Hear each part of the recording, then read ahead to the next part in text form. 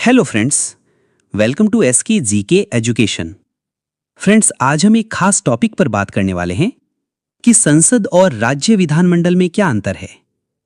क्या आपने कभी सोचा है कि हमारे देश में कानून आखिर बनाता कौन है?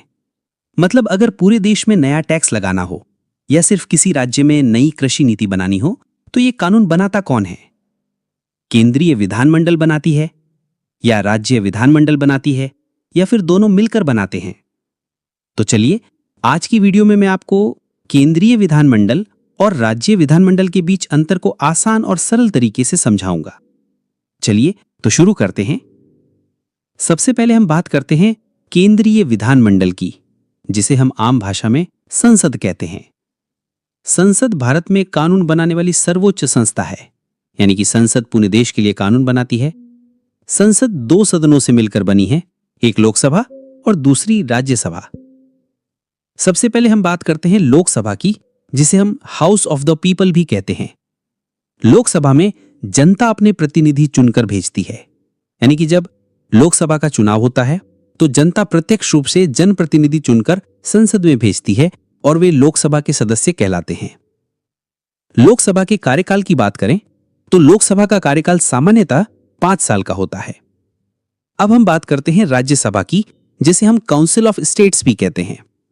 राज्यसभा में राज्यों और केंद्र शासित प्रदेशों की विधानसभाओं से प्रतिनिधि चुने जाते हैं, यानी कि जनता उन्हें प्रत्यक्ष रूप से नहीं चुनती है। राज्यसभा के कार्यकाल की बात करें तो राज्यसभा एक स्थायी सदन है। इसके 1/3 सदस्य हर 2 साल में रिटायर होते रहते हैं। देखिए, संसद पूरे देश के लिए कानून बनाती है, जैसे रक्षा, विदेश नीति, रेलवे, मुद्रा, टैक्स, संचार व्यवस्था इत्यादि। अब हम बात करते हैं राज्य विधानमंडल की। हर राज्य का अपना अपना विधानमंडल होता है। ज्यादातर राज्यों में केवल एक ही सदन है, यानी विधानसभा, जिसे लेजिस्लेटिव असेंबली कहते हैं, यानी कि हर राज्य में विधानसभा होती है। लेकिन 6 राज्यों में, उत्तर प्रदेश, बिहार, महाराष्ट्र, आंध्र प्रदेश, तेलंगाना और कर्नाटक, इन राज्यों में 2-2 सदन हैं, एक विधानसभा और दूसरा विधान परिषद। पहले हम बात करते हैं विधानसभा की। विधानसभा के सदस्य जनता द्वारा प्रत्यक्ष रूप से चुने जाते हैं, यानी कि विधानसभा के सदस्य को जनता वोट देकर प्रत्यक्ष रूप से चुनती है। विधानसभा के कार्यकाल की बात करें तो सामान्यतः 5 साल का होता है और राज्य में असली सत्ता विधानसभा के पास ही होती है। अब हम बात करते हैं विधान परिषद की। विधान परिषद के सदस्य अप्रत्यक्ष रूप से चुने जाते हैं, यानी जनता उन्हें प्रत्यक्ष रूप से नहीं चुनती है। अगर विधान परिषद के कार्यकाल की बात करें तो यह भी एक स्थायी सदन है। जिस प्रकार संसद में राज्यसभा स्थायी सदन है, उसी प्रकार राज्य में विधान परिषद भी एक स्थायी सदन है। सभी राज्यों में विधान परिषद नहीं है, सिर्फ उन्हीं 6 राज्यों में विधान परिषद है जिनके बारे में मैं बता चुका हूं।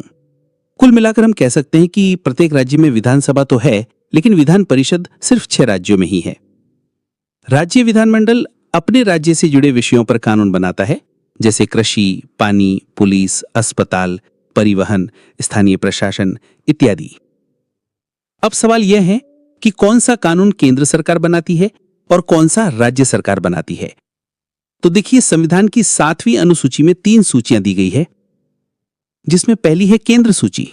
इसके अंतर्गत कानून बनाने का अधिकार केवल संसद को है, जो पूरे देश पर लागू होता है, यानी कि संसद जो कानून बनाती है वो पूरे भारत में लागू होता है। दूसरी है राज्य सूची।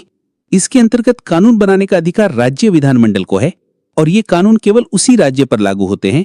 जैसे कि राजस्थान विधानमंडल ने कोई कानून बनाया है तो ये कानून सिर्फ राजस्थान में ही लागू होगा, किसी दूसरे राज्य में नहीं। और तीसरी है समवर्ती सूची। इसके अंतर्गत कानून बनाने का अधिकार केंद्र और राज्य दोनों को है, लेकिन अगर दोनों एक ही विषय पर कानून बना दें और अगर टकराव हो जाए तो संसद द्वारा बनाया गया कानून ही अंतिम रूप से मान्य होगा। देखिए, कभी कभी राज्य किसी विषय पर कानून बनाने में असक्षम होता है, तो ऐसे में वो केंद्र से कह सकता है कि इस विषय पर कानून बना दे। साथ ही अगर किसी राज्य का कानून संविधान के खिलाफ पाया जाता है तो उसे हाई कोर्ट या सुप्रीम कोर्ट रद्द कर सकता है।